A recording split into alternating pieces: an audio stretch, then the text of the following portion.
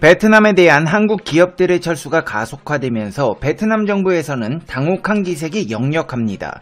특히나 베트남 정부로서는 삼성의 철수가 뼈아플 수밖에 없습니다. 삼성전자는 베트남 국내 총생산의 25%에 달하는 기업입니다. 지난 2020년 약 670억 달러, 74조 8,390억 원의 매출과 40억 달러, 4조 3,680억 원의 이익을 기록했고 작년까지도 740억 달러 이상의 매출을 기록하며 베트남 GDP의 20.3%를 기록했습니다. 베트남은 삼성전자의 주요 해외 거점으로 1995년 호치민에서 TV를 생산한 이후 스마트폰과 디스플레이, 네트워크 장비 등으로 생산 품목을 늘려왔습니다. 하지만 지난해 말부터 효율성을 최우선에 두고 생산체제를 최적화했던 삼성 스마트폰 생산 전략에 변화의 흐름이 생기기 시작합니다. 삼성전자는 해외로 이전한 스마트폰 협력사 생산 라인 일부를 구미 공장으로 다시 옮긴 것으로 확인됐는데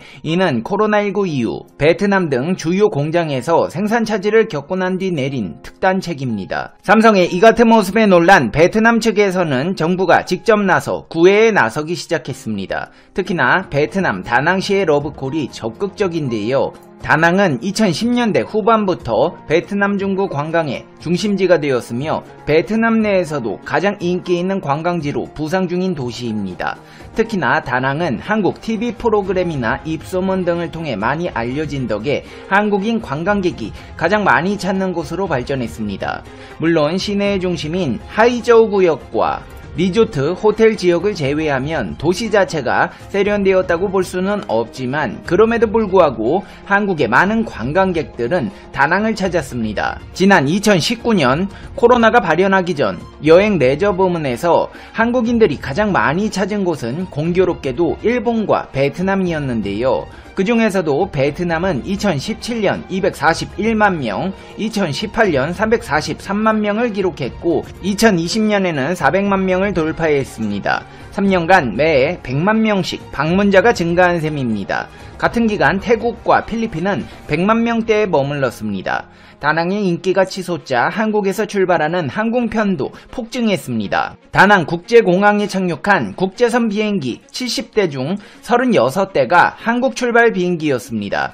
베트남 관광청에 따르면 다낭을 방문한 외국인 중 한국인의 비율은 57%에 이르렀습니다. 심지어 경기도 다낭시라는 말까지 나왔던 상황입니다. 국내에서 출발하는 베트남행 항공은 하루 90편에 이르렀습니다. 한마디로 베트남은 한국인 관광객이 먹여 살리고 삼성의 생산성으로 발전시켰다고 해도 과언이 아닌 상황인데요. 하지만 현재 이 같은 모습은 찾아볼 수 없습니다. 코로나 이후 지금까지도 다낭의 코리아타운으로 불리는 판반동 지역은 쥐죽은 듯이 조용합니다. 45인승 대형 버스가 즐비하던 거리에 다니는 사람도 거의 없는 실정입니다. 다낭 현지에 있는 한국 여행사만 100개가 넘었고 한국인 관광과 관련한 업종에 종사하는 우리나라 교민도 6,000명에서 7,000명으로 추산되었지만 이들 대부분은 현재 사업을 정리하고 국내로 들어온 상황입니다. 상황이 이렇게 돌아가자 다낭시에서는 응호엔 방광 다낭시 당서기가 직접 나서 최주호 삼성 베트남 복합 단지장과의 회동을 요청했습니다. 꽝 당서기는 삼성의 투자가 베트남 북부와 남부에 집중돼 있다면서 중부 도시인 다낭에도 관심을 기울여달라고 주문했습니다. 특히 정보기술, 소프트웨어, 하이테크파크 등 탄탄한 인프라를 강조하며 다낭이 첨단 산업 부문에 투자 유치를 선도하고 있다. 삼성이 투자를 모색하도록 최선의 조건을 만들겠다고 약속했습니다. 특히 관광이 망해버린 다낭은 정보통신기술 산업 육성에 적극적입니다. 3차 산업이 지역 총생산에서 차지하는 비중은 65% 이상입니다. 베트남에서 두 번째 정부지정 IT 단지를 조성했으며 다낭 과학기술대학교를 비롯해 25개 대학, 직업학교에서 IT 관련 학과 졸업생이 5,000명 이상 배출되고 있습니다. 베트남 정보통신부가 매년 발표하는 베트남 ICT 지수에서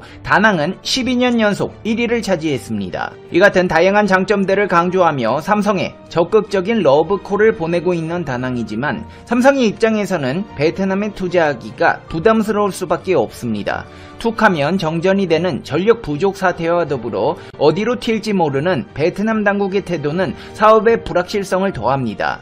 사업이 진행되는 와중 변수가 생길 경우 지난 한국 국적기 입국 거부 사태와 같이 몰상식한 행동을 할 가능성이 다분합니다. 반미를 빵 조각이라고 했다고 반한 운동을 펼치고 태극기와 위안부를 조롱하는 베트남 국민들의 국민성 또한 정상적인 행동이라고 볼 수 없습니다. 게다가 베트남보다 더 좋은 조건을 제시하는 국가들은 차고 넘치는데요. 그 중에서도 대표적으로 인도를 꼽을 수 있습니다. 최근 삼성전자는 인도 나렌드라 모디 총리와 뉴델리에서 사업 협력 방안에 대한 의견을 교환했고 약 2,600억 원을 투자해 인도 현지 첫 냉장고 컴프레셔 공장을 건설하겠다는 내용의 양해각서에 서명했습니다. 이번에 건설되는 컴프레셔 공장은 첸나이 인근에 들어설 전망인데요. 부지 면적은 약 1,200평에 달합니다. 연간 생산 규모는 800만 대가 될 전망이며 건설 비용은 약 2,573억 원에 달합니다. 컴프레셔는 냉장고의 심장으로 불리는 핵심 부품으로 냉매를 압축하고 순환시켜 냉장에 필요한 냉기를 만듭니다. 냉장고의 전력 사용량, 소음, 진동 수준을 결정하는 부품이라 첨단 기술이 집약되어 있습니다. 삼성전자는 1995년 인도에 처음으로 진출했습니다. 현재 뉴델리 인근 노이다와 스리페룸부드에 2개의 공장을 가동하고 있습니다. 또 5개의 연구개발센터, 1개의 디자인센터를 운영 중입니다. 인도 현지에 20만 개가 넘는 판매점과 3,000개 이상의 고객 서비스 센터를 갖추고 있습니다.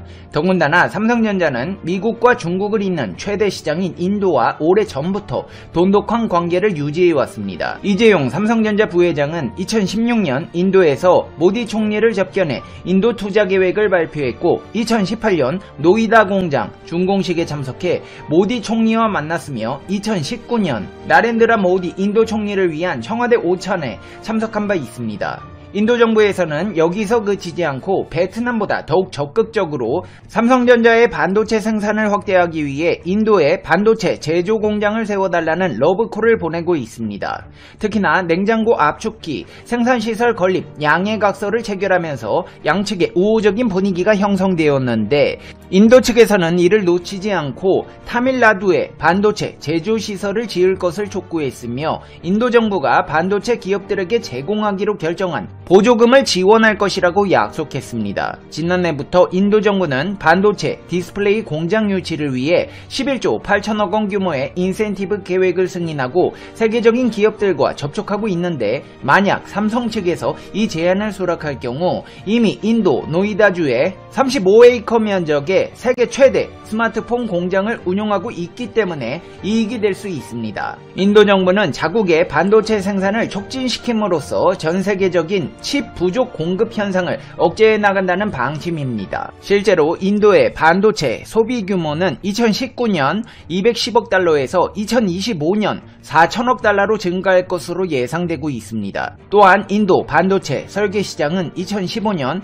145억 달러에서 2020년 526억 달러로 성장했지만 칩을 생산할 수 있는 제조 공장이 충분치 않아 애를 먹고 있는 상황입니다. 인도 타밀나두 주 총리는 삼성에 필요한 모든 것을 지원하겠다며 투자금에 대한 재정 지원 외에도 관세이나 인프라 구축, 생산 관련 인센티브 등을 협상 대상으로 제시하고 있는 것으로 알려졌습니다. 외국 정부들뿐만 아니라 국내 지자체들에서도 삼성전자를 잡기 위한 노력을 이어가고 있습니다. 특히나 반도체 공장 유치를 위해 공을 들이고 있는데요. 강원도에서는 예비 후보자가 나서 삼성전자 제2의 반도체 공장을 원주 불온산단에 유치하겠다는 공약을 내세웠습니다.